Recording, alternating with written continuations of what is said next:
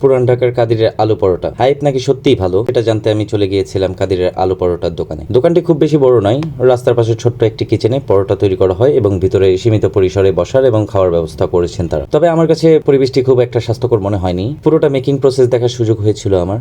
খামের সঙ্গে বিভিন্ন ফ্লেভার যোগ করে তৈরি করা হয় এবং গরম তেলে লাইভ ভেজে পরিবেশন করা হয়। পুরো প্রক্রিয়াটি দেখতে বেশ আকর্ষণীয় এবং উপভোগ্য লেগেছে আমার। তবে খাওয়ার পর আমার ব্যক্তিগত অভিজ্ঞতাটা ছিল খুবই ভিন্ন।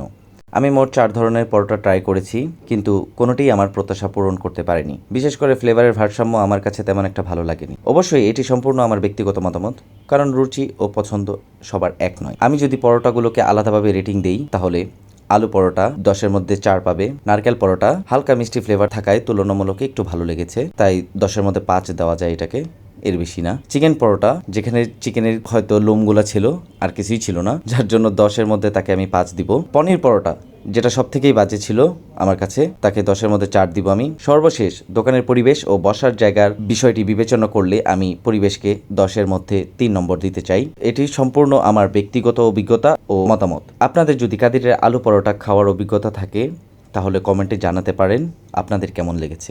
ধন্যবাদ।